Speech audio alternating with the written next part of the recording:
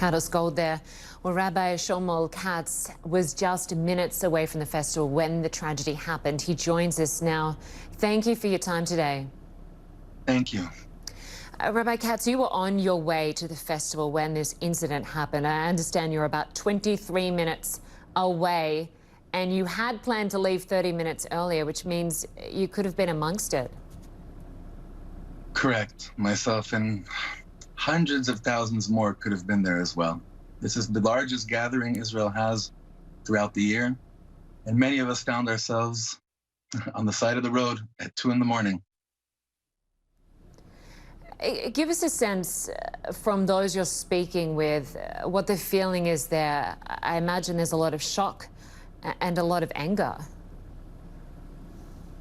It's only natural for there to be shock and anger in tragedies like this, but I'll tell you something, and to all the viewers, is that the people of Israel are, as much as whatever the media portrays, we're one big, beautiful family that when we have tragedies like this, anger takes a back seat, and just comfort and condolences and genuine care and love is in the front seat. And that's exactly what all of us woke up to, went to sleep with, and will probably be around surrounding with for the next few days, if not weeks or months.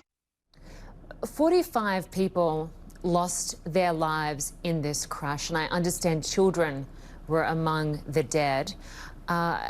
There are some that are still yet to be identified. You've been helping with that process, is that right?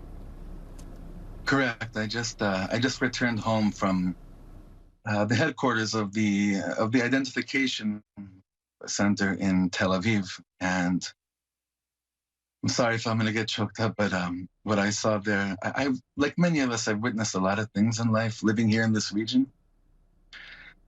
But the sense of seeing parents looking for their children, siblings looking for their siblings, it's something that I admit I have not processed at all. But this is a sense that we've been through this so many times as a people, but there's something different about what happened early this morning that is too soon to really put the finger on and explain on an emotional or rational level, for that matter. I wonder what you make then of how authorities were prepared for this, because as you say, this is an event that happens every year, and in previous years there have been much bigger turnouts. How did this happen? Did authorities just not expect that many people to turn out given the pandemic? I honestly feel that everyone's trying to do their best. Everyone's trying to do their best. There will be people that will have to speak up and will have to pay up for what happened here. But that's not where our hearts are now. Right now, it's a few minutes before the coming of the Sabbath. And there's this general sense of all those questions in the right time.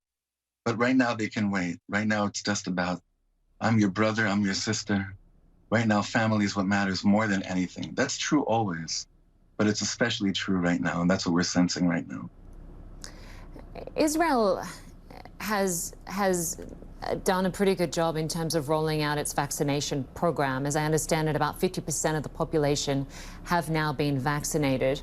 But I'm wondering how the pandemic has impacted religious practices, because as I understand, there has been a lot of pushback when it comes to restrictions over social gatherings and some people not wanting to follow social distancing guidelines. What do you make of that, given the number of people that turned out for this event? I can only speak from personal experience. Last year, the place was closed, so no one was there. I was there 2 years ago, the last time that it was open to the public. There were just about the same amount of people, maybe a little bit less. This is the biggest attraction in Israel, like I mentioned before. So even though we could play into trying to understand this in light of the pandemic, I don't think that's really at the heart of what's going on over here right now. And as much as there's, like I said before, we will examine everything through that light. It's simply a different situation where we're at right now. And we feel, I just want to say that, we feel the love from all over the world, the phone calls, emails, and texts from all over the world, Jewish and non-Jewish people that are reaching out and opening their heart is truly, truly meaningful. And I want to say thank you on behalf of all the people of Israel. The Prime Minister, Benjamin Netanyahu, spoke shortly after this tragedy. I just want to play a little of what he had to say. We will carry out a comprehensive, serious, detailed investigation to ensure this kind of disaster never happens again. I ask on Sunday to announce a day of national mourning. We will all join in the grief of the families and in prayer for the wounded. A lot of grief right now, but certainly a lot of questions from those you've been speaking to, especially as you've been trying to help with the identification of the victims. Are there many people asking, how did this happen? Absolutely. The questions are not just asked on a rational level, meaning, where were the authorities? I'm a rabbi, so the questions to me are more, how could this happen? And you know that when someone has those kind of questions, you don't dare try to give any type of answer. You just put your arm around them and say, you know what? I'm going to ask that question with you together. Right now, what people think is they want answers, even if we got all the answers in the world. I don't believe it would change anything in terms of what a person senses inside, because it's not about answers. It's something deeper going on here right now. So the questions are coming in every 2 seconds. Every 2 seconds, literally, the phones are nuts. Many people lost phone connections because the wires, everything is so busy. But there's a deeper question that's going on beneath the surface, a question which we know we have no answer for. We're a people that suffered the loss of 6 million people in gas chambers.